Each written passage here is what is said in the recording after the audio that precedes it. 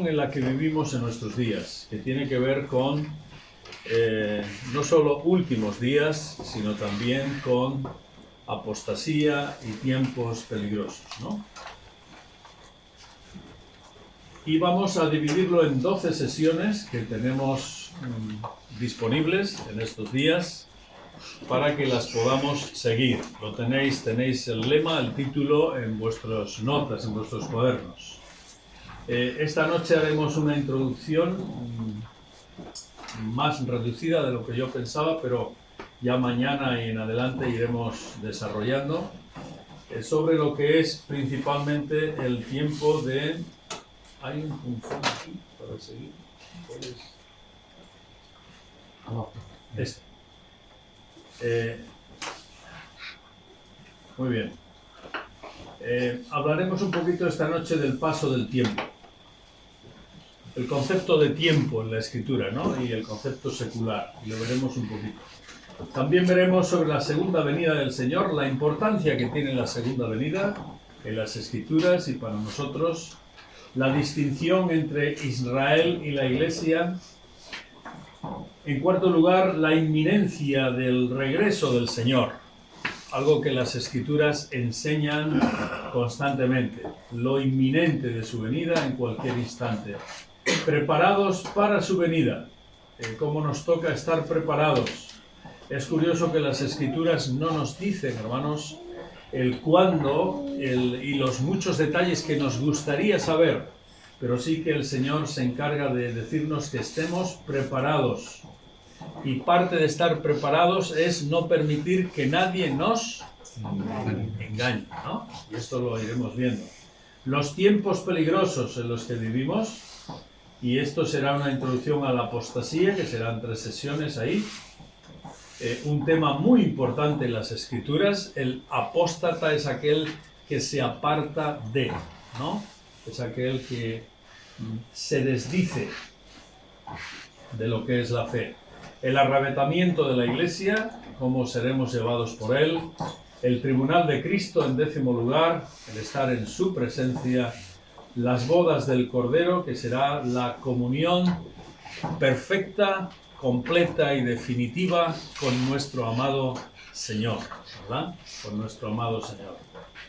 Esta tarde, cuando veníamos en el viaje, nos hemos parado a tomar un café ahí en Pamplona, y entonces había 2 mujeres jóvenes con un hábito muy bonito, estilo vaquero, y me he acercado y les digo, ¿sois monjas? Y dice, sí, somos monjas. Pero somos monjas de una orden nueva, en Lerma, Burgos. Digo, qué bien, ¿y qué hacéis? Bueno, ya dejamos la contemplación y la clausura y ahora nos dedicamos a hablar con la gente y a hacerles ver la necesidad que tienen de Cristo y del Evangelio. Digo, qué bien. Y entonces he comenzado a explicarles un poquito la necesidad de enseñar de Cristo, solo de Cristo. Y les he hecho el énfasis. Él es nuestro mediador, Él es nuestro Salvador.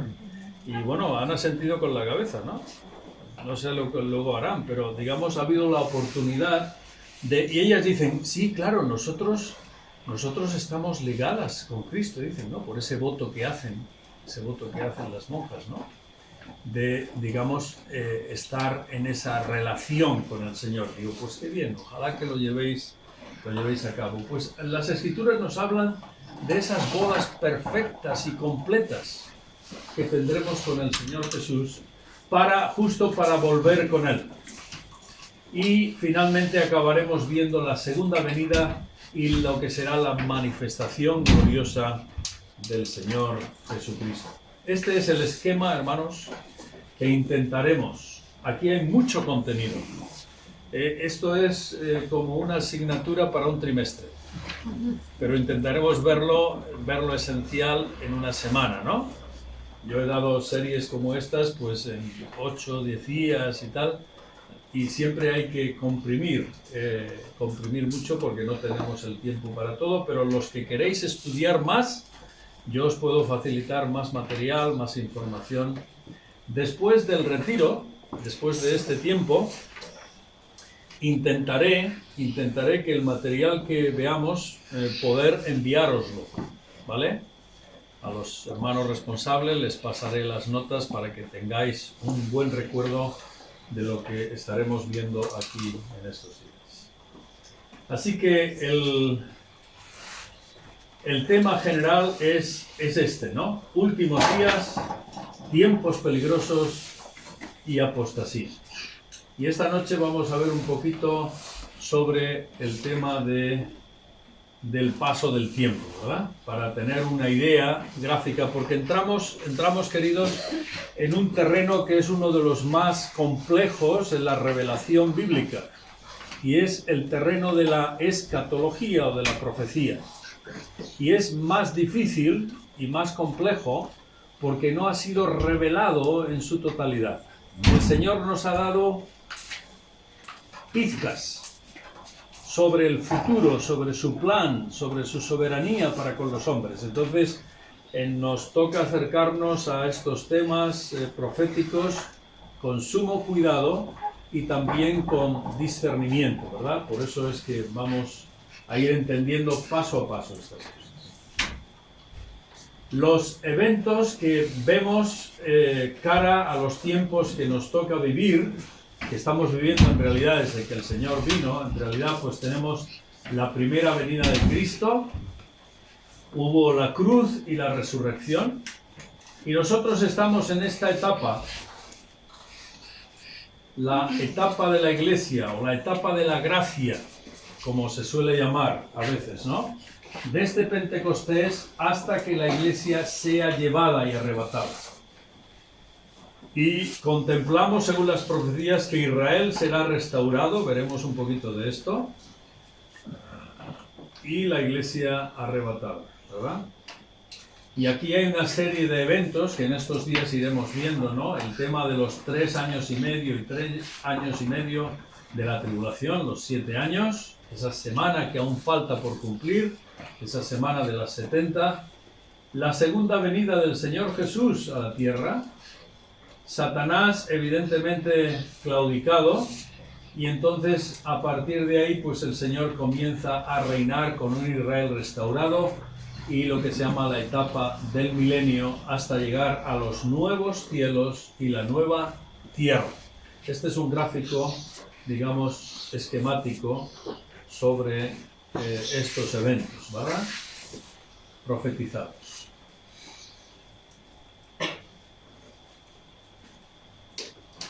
Esto no hablo de ello porque si no nos llevaría más tiempo. Ya en estos días estaremos hablando de ello, ¿vale?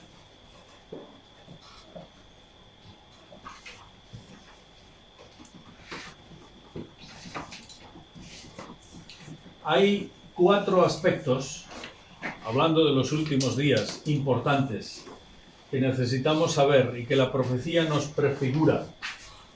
Uno es el hecho de lo que el Señor Jesús repitió hasta la saciedad esta frase, que nadie os engañe, hablando a los discípulos. También los apóstoles en especial hablaron de los apóstatas, y sobre todo los apóstoles cuando escriben en los años posteriores, ya unos años después de Pentecostés, apóstol Pedro, Judas, apóstol Juan, se habla mucho de la apostasía, y esto es una señal de que la apostasía sería permanente en medio de la vida de la iglesia. Luego se habla de la iglesia, su actitud y sus reacciones, y hablaremos un poquito en estos días. Y luego hemos de entender nosotros hoy el paso del tiempo, en especial los jóvenes. Estad atentos a esto porque es importante entender las dos concepciones que hay de tiempo, la concepción bíblica y la concepción secular, ¿verdad? Hay una perspectiva secular de la historia. En especial los naturalistas, en especial los hombres que no tienen en cuenta a Dios, pues ven la historia como algo plano, como algo que va ocurriendo pues casualmente, conforme a la casualidad, conforme a la evolución de las cosas, conforme a la evolución del conocimiento del hombre, conforme a las posibilidades, conforme a la capacidad económica. Es decir, Mañana puede ocurrir cualquier cosa, según el concepto secular del tiempo y de la historia. Mañana puede ocurrir y no se sabe qué. A lo que le tiene miedo el hombre de hoy, y esto quiero que lo entendamos todos, a lo que le tiene miedo el hombre de hoy es a ser autodestruido. Por eso hay un miedo atroz a la energía nuclear. Y cuando Rusia, digamos, amenaza al mundo entero de que va a enviar misiles nucleares aquí y allá, pues todos se callan, se frenan y todos se asustan o nos asustamos, ¿verdad? Y hay otro miedo en nuestros días muy importante, no sé si os habéis dado cuenta, en esta concepción secular de la historia. Y es que la Tierra tiene los días contados. Esta es una concepción, jóvenes, secular de nuestro tiempo. La Tierra tiene los días contados. La Tierra hay que mimarla, de ahí el auge del ecologismo. La Tierra hay que cuidarla porque la estamos destruyendo. Y si la destruimos, nos autodestruimos. Por eso la NASA y otros países más en el mundo invierten miles y miles de millones en buscar apartamentos, ¿dónde? En la Luna, como muy cerca, ¿no? O en el espacio exterior, o en cualquier planeta. Incluso hay millonarios que están pagando sumas ingentes de dinero para lanzar naves a la exploración del universo, a ver si se encuentra en algún sitio hielo. Hielo significa agua, agua significa vida. Están obsesionados con Marte, con Júpiter, etc. Porque si el hombre puede trasladarse ahí un día, pues la Tierra, aunque se destruya, pues ya podrá haber otra habitación. Concepto secular de la historia.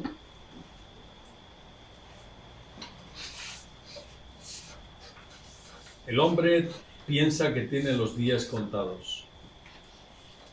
El hombre piensa que se va a autodestruir. Y en cierta manera es verdad. Y luego está, hablando del tiempo, está la perspectiva bíblica de la historia. Etapas progresivas. Etapas que la Escritura nos ha revelado y nos ha manifestado, en las que hay una previsión y un propósito. ¿La tierra va a ser destruida? Sí. ¿Tiene los días contados? Sí. Pero por unas razones que nos da la Escritura. ¿El hombre va a hacer lo peor que puede hacer con la técnica? Sí. Pero las Escrituras nos dan una perspectiva, una razón de ser. Y aquí están nuestros hermanos muy valientes, los científicos, biólogos, químicos y demás, creyentes, cristianos, que ellos argumentan con las Escrituras que el fin de la tierra será por las razones que las Escrituras nos dicen y que las profecías nos apuntan. Y hay una buena cantidad de hermanos que hacen apología y defensa de la palabra de Dios en ambientes científicos, en lugares donde ellos se mueven.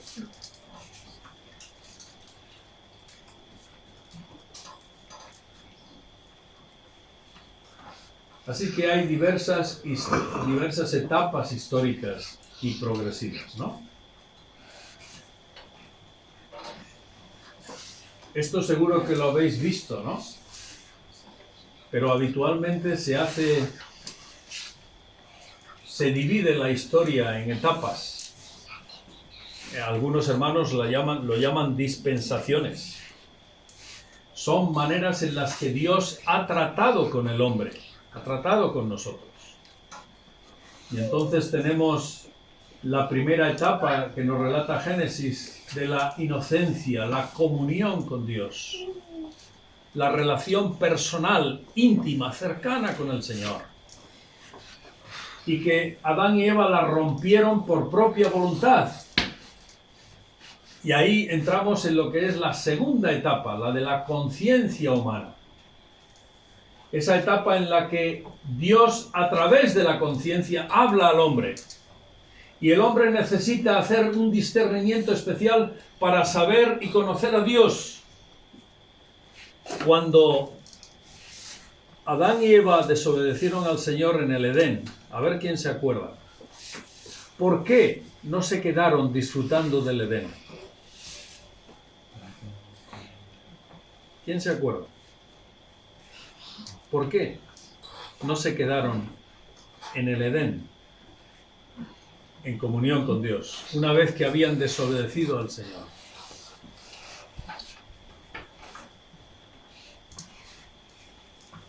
Porque hubiera vivido para siempre en el pecado. ¿Perdón? Porque hubiera vivido para siempre en pecado. Exactamente.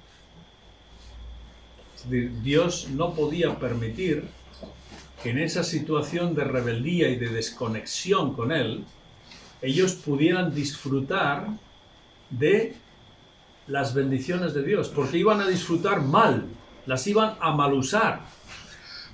Por eso el apóstol Pablo, cuando escribe a los hermanos en Corinto, dice que el hombre natural no percibe las cosas del Espíritu porque para él son locura y no las puede entender. Es decir, en ese momento en que se pierde la inocencia en el buen sentido, la conexión y conocimiento de Dios, en ese momento Dios tiene que hablar a la conciencia. Y el hombre desde ese momento tiene dos opciones: o dejar que Dios permee y obre en su conciencia, o endurecer su conciencia, la conciencia cauterizada que llaman las Escrituras. Y a raíz de ahí el Señor va estableciendo evidentemente etapas y se va revelando al hombre y a los hombres de su tiempo de formas distintas. El gobierno humano que se establece a partir de Noé. Es decir, la justicia de Dios llegó a un punto de paciencia donde evidentemente ocurrió lo que ocurrió con la decisión divina del diluvio, porque el corazón del hombre solo buscaba el mal.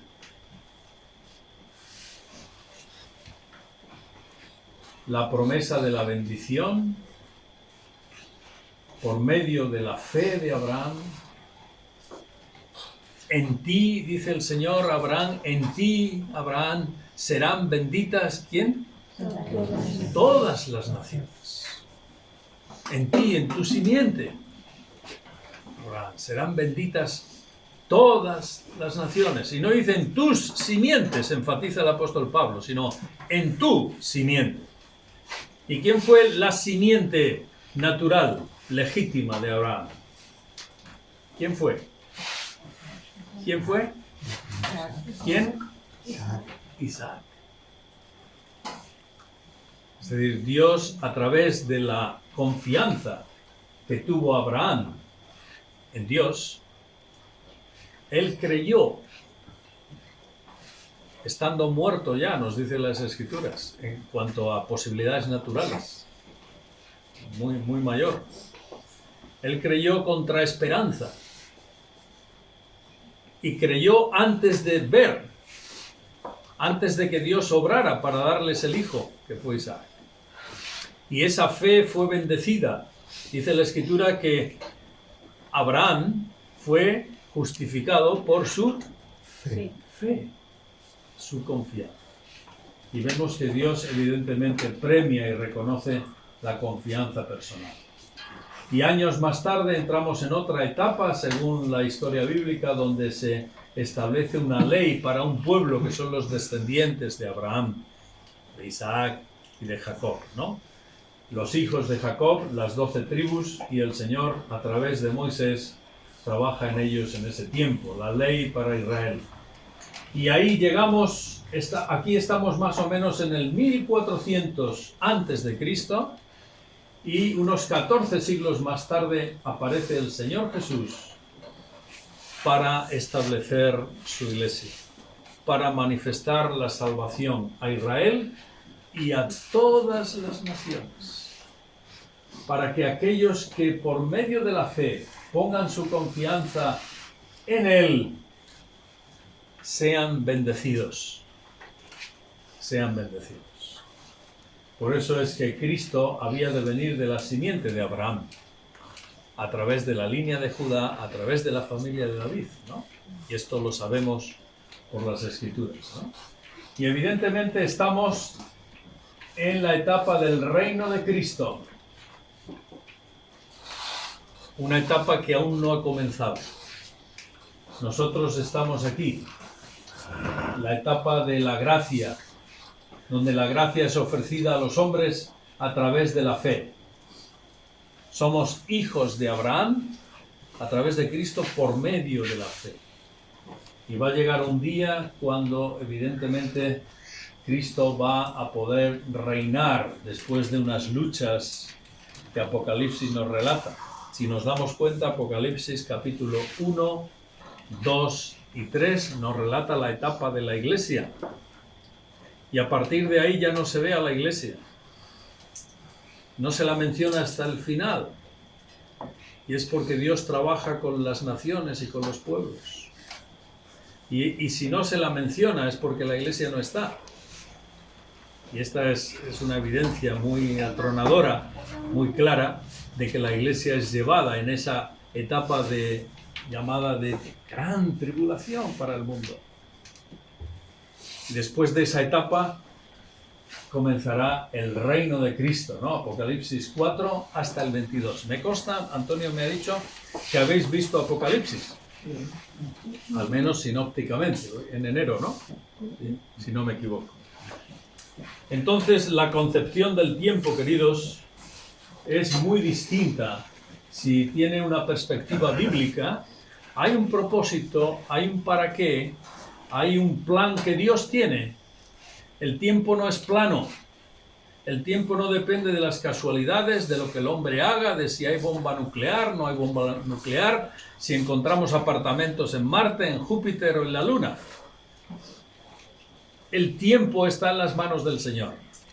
Y además el tiempo nuestro, el cronos, del que habla la Escritura, que es el tiempo medido, el tiempo bajo el que estamos sujetos nosotros, los hombres, Dios le va a poner stop en cierto momento, porque Dios está fuera del tiempo.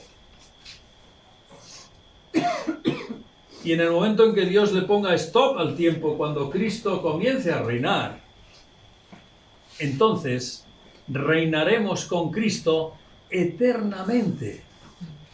Y ahí las Escrituras usan dos palabras que nos ayudan mucho para los que estudiáis la Escritura.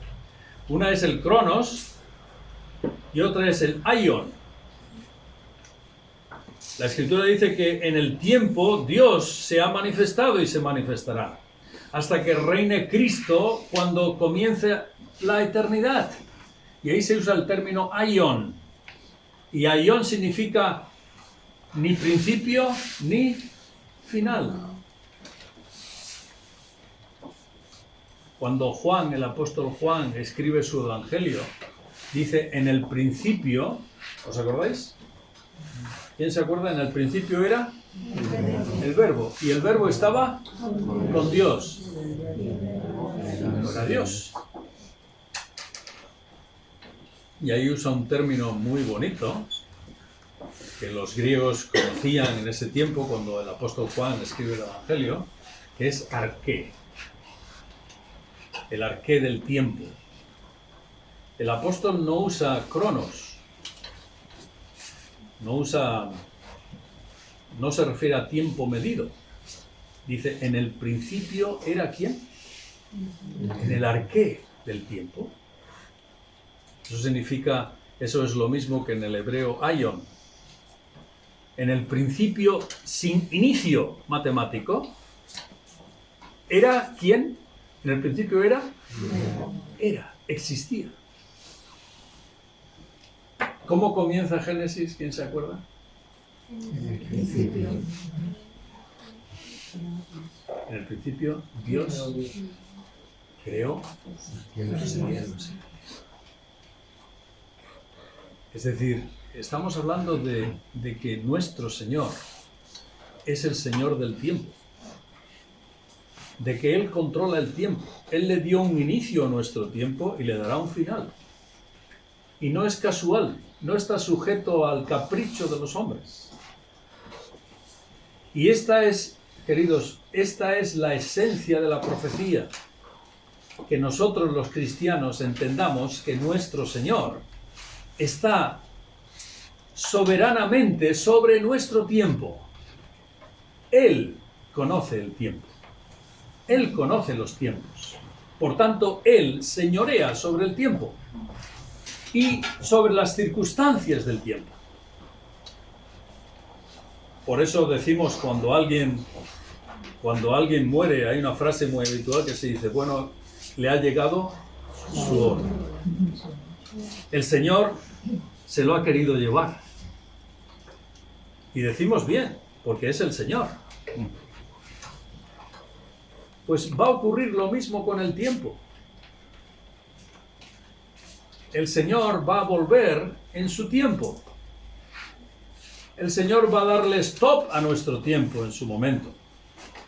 Y a partir de ahí vamos a reinar con Él fuera del tiempo.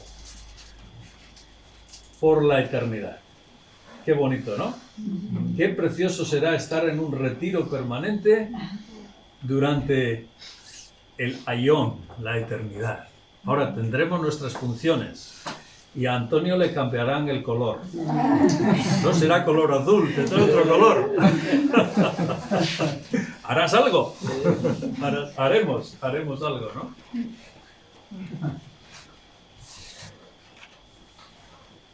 Bien, quería acabar con esto en esta noche, pues tenía más, pero no quería abusar del tiempo, creo que ya estamos. Así que hay dos perspectivas. La perspectiva secular, que estás en la clase de biología, de química, de ciencias, y enseñan y te calientan la cabeza los profesores que no conocen al Señor, y te hablan bajo una concepción plana del tiempo. Y esa concepción tiene que ver con el origen de las cosas, que normalmente son orígenes químicos. Emulsiones y combinaciones químicas que han dado de sí, pues mira, qué casualidad, han dado de sí esta preciosidad que tengo aquí, por casualidad. Vaya, qué casualidad. Y la combinación preciosa que tenemos en nuestra tierra. Tuve un amigo que ya ha muerto, un discípulo de Hawking, este famoso científico británico, el de la silla de ruedas, ¿no? Él era doctor en químicas en Bilbao, en la universidad. Alberto Chamorro, un hombre un físico teórico muy aplicado en su disciplina. Y dio una conferencia hace unos años en Bilbao, en un hotel famoso, y se llenó la sala. El origen del hombre. Y él no creía en Dios ni tal, ¿no? O sea, era escéptico. No sabía, siempre me decía, no sé, Manuel, y yo le hablaba de la palabra y del evangelio y tal. Y él siempre se quedaba con esa a dos aguas. Y entonces, a lo largo de la conferencia de ese día, yo no lo sabía, que en la física teórica, pues había ese principio. Y él, en medio de su conferencia, dijo, señores, voy a decir algo muy importante, que no se suele decir. Y es que en la física hay un principio ya desde hace años, lo que se llama el principio antropomórfico. Y es que sabemos matemáticamente que hay un equilibrio en lo que es la configuración del universo y más concretamente de nuestro planeta, de tal forma que si cambiase una 1.000.000.000ésima porción del equilibrio que hay entre los gases, entre las luces, entre los tiempos de luz o de oscuridad, no duraríamos con vida ni medio minuto. Y él dijo, y esto no es casualidad. Y se oyó un murmullo en toda la sala, enseguida. Pero él, que se lo sabía, dice, no piensen que yo soy religioso. ¿No? Este es un principio de la ciencia, descubierto a través de la matemática de la física. Y que sepan que no sabemos el porqué de este principio, pero es lo que nos permite vivir. Recuerdo que después de esa conferencia estuve con él, le di un abrazo y le dije, Alberto, qué valiente has sido. Y dice, bueno, soy un físico. Y me alegro porque eso tiene que ver mucho con la fe, me dice. ¿Qué bien? Así que aquellos que descubren y que trabajan en la ciencia y que son honestos y lo dicen. Y me dijo también otra cosa, dice, muchos físicos se lo callan y no lo enseñan a sus estudiantes.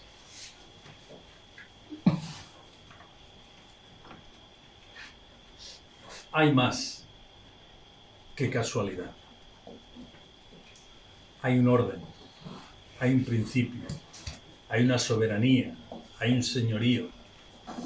Y eso tenemos que entenderlo a la hora de ver estos días, apostasía, últimos días, profecías, porque detrás de eso podemos tener la confianza esta noche de decir, Señor, gracias. Señor, tú estás al control. Quizás yo no lo sé todo, o no nos has dicho todo, pero mi vida, nuestras vidas están en tus manos. Amén. Y no hay nada mejor que conocerlo. El otro día mencionaba en la iglesia, en la predicación, que Sartre, este hombre que hizo tanto daño, este filósofo francés que hizo tanto daño a la fe, en los últimos días una mujer que servía en su casa le hablaba del Señor, le hablaba. Igual que aquella chica esclava en casa de Naamán el sirio, le hablaba de la palabra. Y en los últimos días antes de morir, el hombre clamaba desesperado que Dios tuviera misericordia de él por sus pecados. Y él había despotricado contra la fe, contra los principios de la palabra. Un gran sabio que cuando llega el momento de dar cuentas a Dios, Dios obra en la conciencia humana. Pero nosotros, los hijos de Dios, tenemos que compartir a los hombres que su palabra. Así que la perspectiva del tiempo, la perspectiva secular no tiene propósito. Tristemente no lo tiene. No por falta de inteligencia, sino porque el hombre sin Dios no va más allá. La perspectiva bíblica tiene previsión y tiene propósito. Por eso nosotros en nuestros días podemos prever la segunda venida del Señor porque está profetizada, está anunciada. No por un megalómano, no por alguien que se le ha ido la olla, sino por el propio Señor Jesús, por el propio Dios. Y eso nos da la suficiente confianza como para descansar en el Señor. Amén. Que el Señor nos dé este corazón y esta confianza en Él, en su palabra, que es lo que necesitamos. Oramos al Señor. Nos ponemos en pie. Me gustaría acabar. Señor, bendecimos tu nombre en esta noche.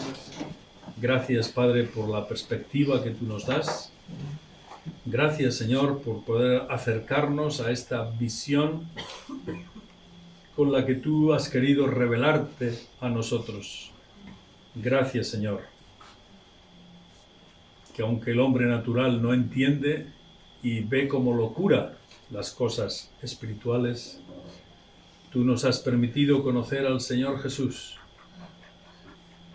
Y entonces el tiempo y nuestro tiempo está en tus manos. Gracias, Señor, te adoramos y te damos gracias por este tiempo de estos días. Ayúdanos, Señor, fortalécenos, para que seamos edificados, seamos alimentados, seamos animados a confiar en ti, a pesar de las circunstancias por las que estamos viviendo cada uno, que son distintas, pero que tú las conformas, Señor, y las quieres conformar para que seamos hechos más y más a tu imagen, conociendo mejor al Señor Jesús. Gracias, Padre, en su nombre. Amén. Amén.